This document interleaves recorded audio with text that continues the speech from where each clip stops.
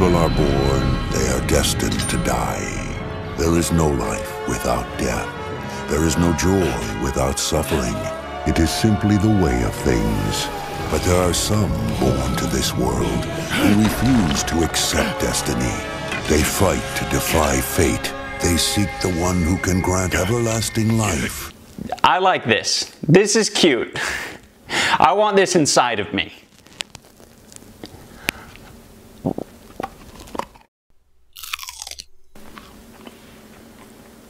Oh yeah. That's good.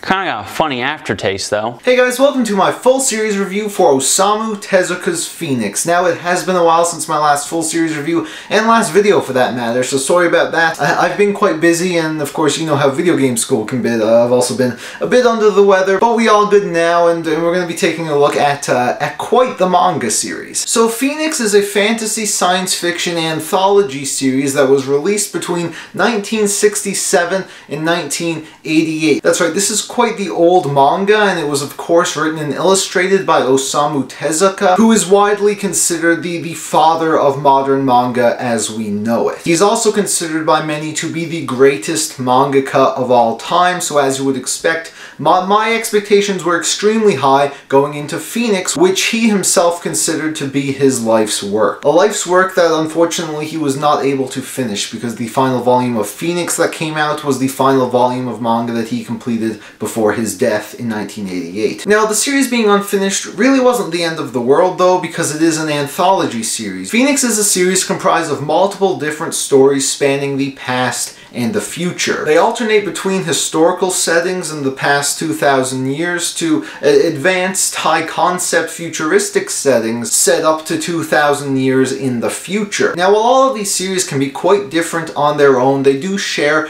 several similar themes, such as life, death, resurrection, and love. And the premise of these stories, no matter how different they may be, often center around the Phoenix, a mythical creature whose blood grants immortality. Oftentimes we see people trying to achieve immortality by hunting and killing the Phoenix. We may see the Phoenix being worshipped as a god, and we may see stories that really don't involve the Phoenix that much, but we can still tell that she had a huge influence on what's happening. But of course, what you came here for is for me to answer, is Phoenix even good? Does it truly live up to the legacy of Osamu Tezuka, or is it just overrated garbage? Well, because it's hard to review this series in the way I usually review manga, just because there's so many stories, I decided, you know what, let's just do a mini review of each individual one. And I will of course do, you know, a more general discussion, my thoughts on the art at the end. So first up is Dawn, a series that takes place in 240 AD. Now, when I first read this volume, I'll admit I was a bit underwhelmed. Of course, I went in with very high expectations, and those expectations weren't necessarily met with this first story. This series, of course, released in a very different time, so a lot of the storytelling and humor was a little bit weird for me. Especially the humor, that's something I really wasn't too keen on. Despite it taking place in the 3rd century, there's a lot of fourth wall jokes and references to modern technology, and I really didn't understand why they were there. But all that being said, for what it was, when I realized that, you know what, that this probably isn't going to be the greatest start to the series, I ended up really enjoying Dawn. I grew to like a lot of the characters, and I thought the story was pretty compelling. I thought it did a great job introducing the concept of the Phoenix, and I started to realize that a lot of the things in this series were pretty ahead of its time. And I had a feeling that once I kept reading, I would be in for a treat. I don't know what this is, but it's kind of hot.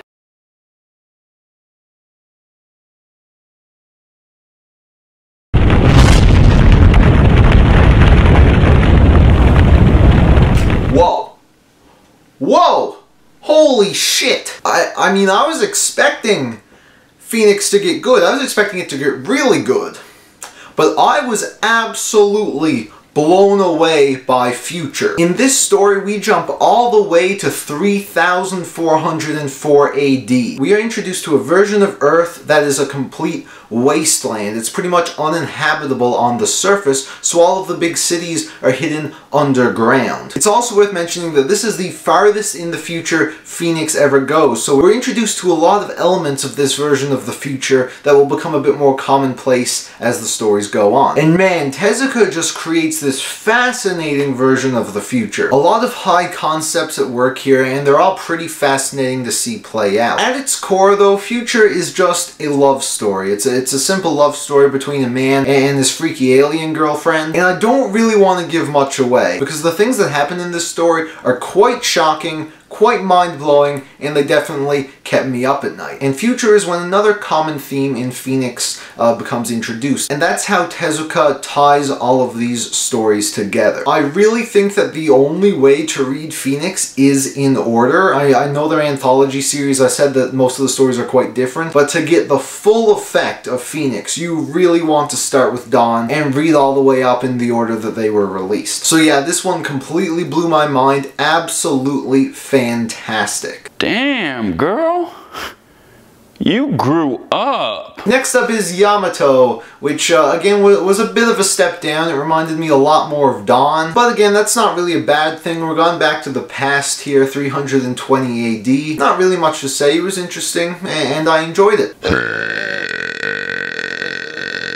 So after that relatively short historical story, we're treated to a relatively short future story in space. I fucking loved space. It's not really long enough, it doesn't have as much depth for me to love it as much as Future, but I was having an absolute blast with this one. It takes place in 2577 AD and follows a group of astronauts who are stranded in space. It starts off almost like it's a space horror film, and I really like that genre when it's done right, so I was very intrigued from the very beginning. And this is when I was convinced that Osamu Tezuka can really pull off a wide variety of genres and make them work. But then it goes in a direction that I wasn't really expecting, but it's a direction that I really ended up liking. Again, it finds a way to connect itself to all the other previous stories in just a fascinating way, and overall this was another really solid story. Sorry, I just think I'm too stupid to understand this. Now, I'm gonna be honest, I generally find the future stories to be a bit more interesting than the past ones, just because I love Tezuka's version of the future so much. That being said,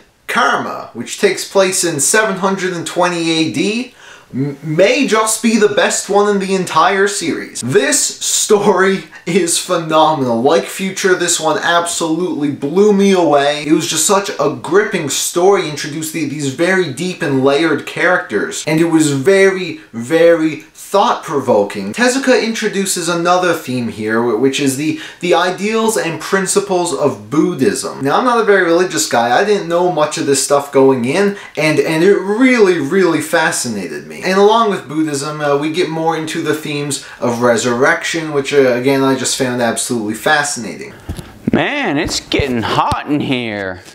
I hope you don't mind I unbutton a couple buttons here. But anyway, speaking of resurrection, we have Resurrection, which takes place in the 2400s. I'm not going to read off the exact years anymore, that's too fucking specific. Another future story that I absolutely loved. I thought this was another phenomenal piece of art. This story follows a man who was murdered and was brought back to life with new technology, prosthetic body parts. But once he comes back, he notices that things really aren't the same, and this series really explores that idea of, what it even means to be a human or a robot. It's another really solid love story, but it also works really well as a mystery series. And even though I kind of knew where it was going in the end, that big reveal was not any less mind-blowing.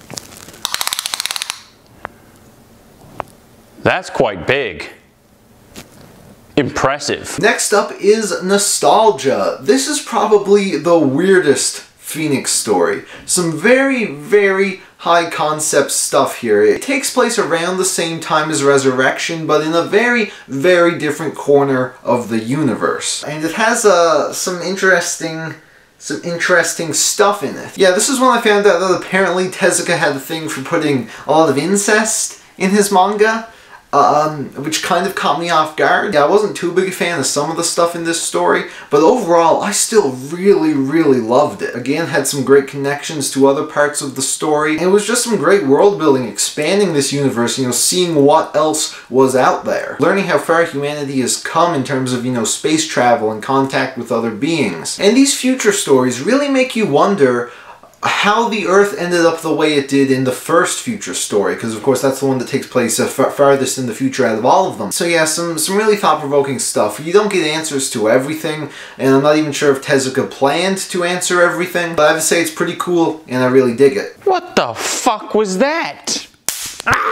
What I don't really dig, though, is Civil War. Yeah, for me, Civil War was easily the weakest of the bunch, which is unfortunate because it's also one of the longest series, which made it a bit of a slog to get through, to be honest. You get, you know, another love story, another war, another resurrection theme. Yeah, to me, this series wasn't nearly as investing as the others. I didn't really like the main character that much. I found it really hard to attach myself to him like I did the others, and the story really didn't seem like anything too special to me. That being said, I still found a lot of the things in this part really, really fascinating. There were definitely a lot of fantastic elements to this part that I don't think came together quite well, but definitely still make it worth a read, especially for the ending, okay? This may be my least favorite Phoenix story, but it definitely has easily one of the best endings in the entire manga. Set 200 years later, we have Robo Feathers, which is like a really weird, like, short story type thing. It was interesting,